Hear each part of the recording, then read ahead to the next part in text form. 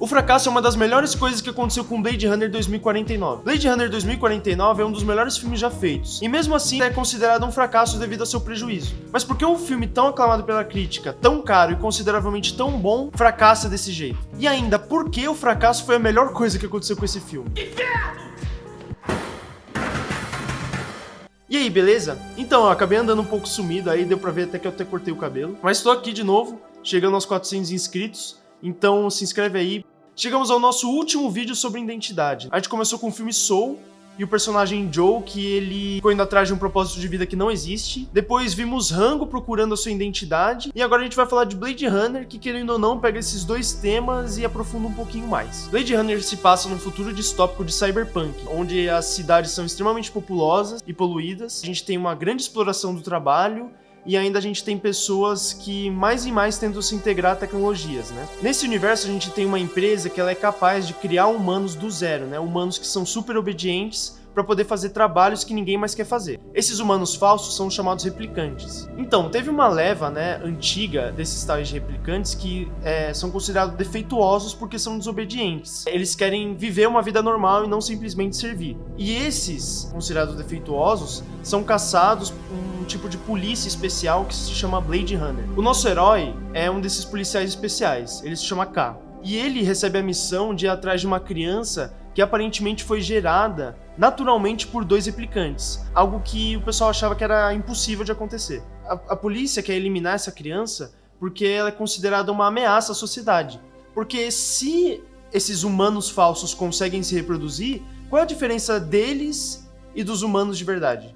Então, não sendo diferentes de humanos, por que eles seriam obrigados a trabalhar em trabalhos escravos que os humanos não querem fazer? Que na verdade são trabalhos essenciais. E do outro lado, a gente tem o Wallace, que quer achar essa criança e descobrir como foi possível ela ter sido gerada. Com esse conhecimento da procriação, ele conseguiria criar uma nova leva de replicantes que conseguiriam se reproduzir. Ou seja, ele ia ter um jeito mais rápido e mais barato de produzir produtos, que são os replicantes, que são humanos falsos. Nosso querido K acaba encontrando várias pistas que apontam como ele sendo essa criança perdida. Então, o que ele faz? Ele vai atrás do seu suposto pai, o Deckard, para conversar com ele, enfim. Depois de alguns acontecimentos, né, o K descobre que no final que ele não é esse bebê nascido, né? Ele foi fabricado como qualquer outro replicante. E mesmo assim, ele fazendo cosplay de Gugu Liberato, ele decide reunir o pai com a filha. Glória de Josefa e seus filhos no De Volta Pro Meu Aconchego. Muito obrigado por essa chance. Neste domingo, mais cedo, 3 da tarde. Vamos falar de negócios então, né? Acho que não tem nenhum tipo de obra de arte que se confunde tanto o que é arte e o que é negócio como o cinema. Blade Runner, por ser um filme de 200 milhões de dólares, o primeiro objetivo dele é ganhar dinheiro e no mínimo ainda recuperar o que gastou. E isso não foi o caso. Em um podcast, o diretor disse: The miracle for me about Blade Runner 2049 is the following. Is that I'm still making movies and you are still talking to me. Mas como um bom filme desse não conseguiu o mínimo? Nas palavras de um dos produtores do filme, ele disse: Bit slow. Long. Too long. Esse é um filme que você tem que se preparar para assistir, se concentrar e juntar as pistas que geralmente são mostradas e não faladas. E isso exige tempo, né? Esse daí é o motivo dele ser longo.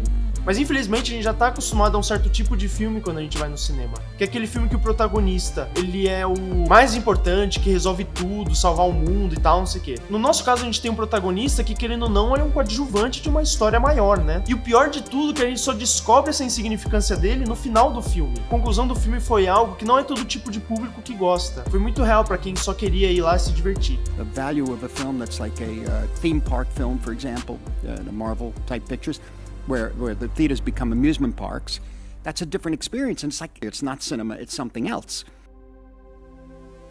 O filme tem muita contradição nas cores, nos sons que se confundem com as músicas. Isso é algo muito característico desse diretor. Mas pra mim, a maior das contradições tá nos personagens mesmo. A gente já começa vendo, né, que os replicantes, os humanos falsos, sofrem preconceito de humanos normais. Mas a gente, o público, né, que tá de fora, a gente não consegue saber quem são os replicantes e quem são os humanos normais, sabe? Enfim, além dessa contradição, os replicantes, apesar de esconderem muito bem, eles têm sim emoções, né? Eles só as escondem para não parecerem defeituosos como a antiga leva. Por exemplo, olha o replicante pessoal do Wallace, né? Ela chora durante o nascimento, mas ela só não escondeu essa emoção dela porque o Wallace não estava vendo na hora. Da mesma forma, os humanos escondem suas emoções, mas nesse caso pra, tipo, parecerem superiores, sabe? Mais fortes do que aparenta ser. Nem doeu. Ironicamente, olha outra contradição aí. Os humanos tentam a todo custo deixar de ser humanos, né? Eles começam a fazer modificações em seus corpos e acabam aparentando ser mais máquinas do que humanos. Na verdade, é impressionante como todos parecem estar acomodados no meio desse mundo com uma qualidade de vida tão horrível. Tipo, ninguém parece ligar.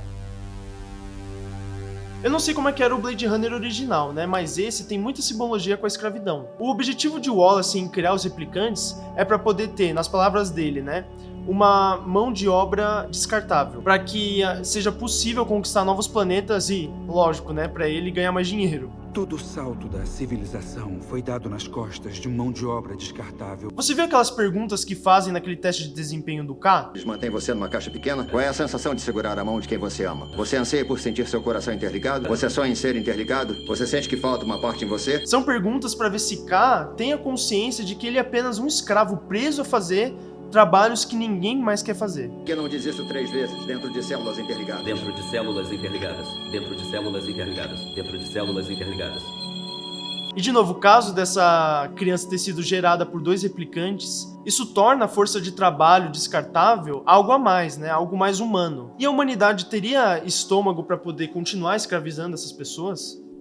Mas eu acho que o Wallace está errado numa coisa. Perdemos nossa coragem de ter escravos. Mas hoje, em pleno 2022, todo mundo, inclusive eu e você, ignoramos, por exemplo, o fato do governo chinês ter campos de concentração iguaizinhos aos que tinham na Alemanha. Mas no lugar de judeus temos muçulmanos forçados a plantar e colher algodão. As notícias estão aí, né? Mas elas não ganham muito destaque. Afinal, tipo, a China produz um monte de coisa ridiculamente barata para grandes empresas como a de Wallace. Coisa que a gente compra feliz, né? Mas a gente acaba não questionando de onde veio essas coisas e por que elas são ridiculamente tão baratas.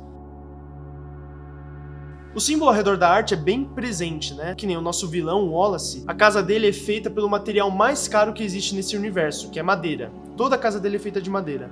Mas não tem nada nas paredes, não tem uma pintura, não tem um toca-discos. Ele é cercado por nada mais além de dinheiro. Deckard, né, por outro lado, ele mora num lugar que é cercado por arte. Então, por exemplo, tem pinturas nas paredes, ele tem toca-discos, ele toca piano. Olha a contradição de novo aí.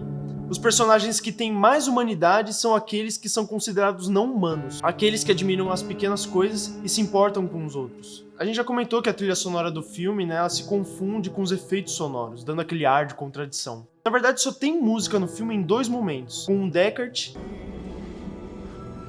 Eu gosto dessa música.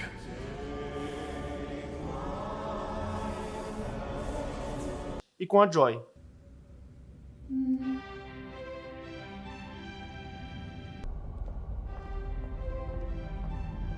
Vejo que o senhor também é cliente. Então, por exemplo, naquela cena de briga, que às vezes tem o Elvis cantando, né, e às vezes para, toda vez que a música para, o K fica vulnerável à brutalidade de Deckard.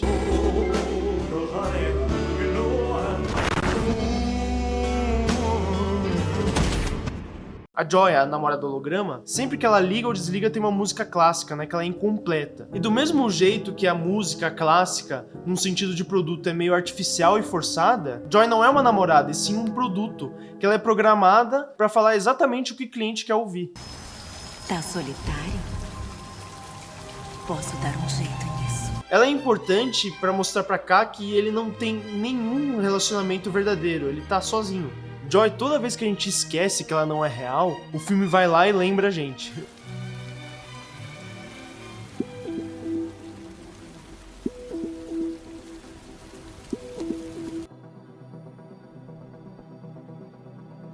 Põe o cinto.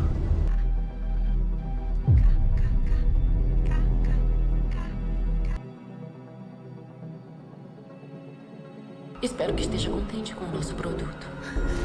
Eu te amo.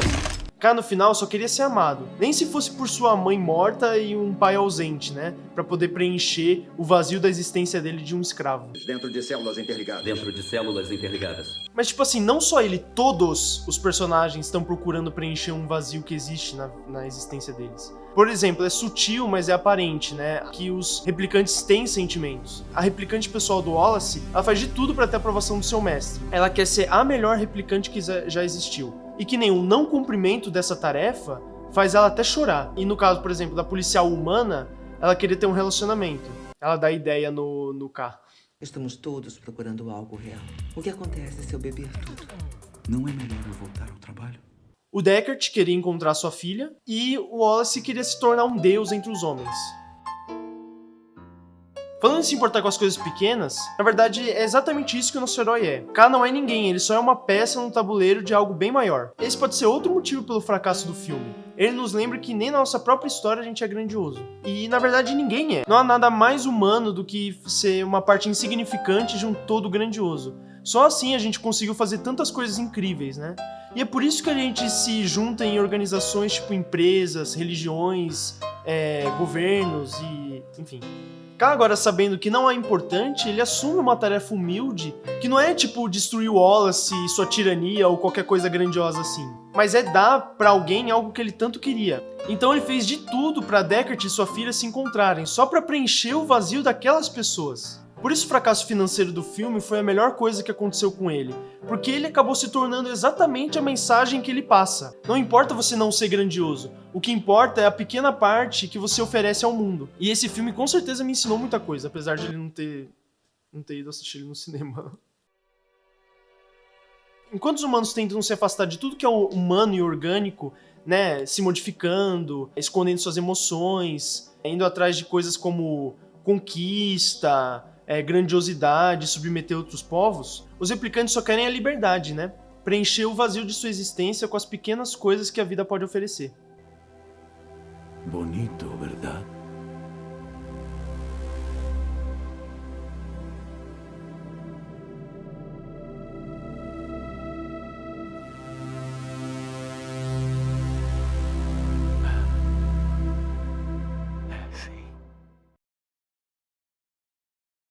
Então acho que é isso. Se você não viu os outros vídeos, veja, né, o vídeo de Soul e de Rango, pra gente poder ter uma discussão legal desses temas que a gente falou hoje.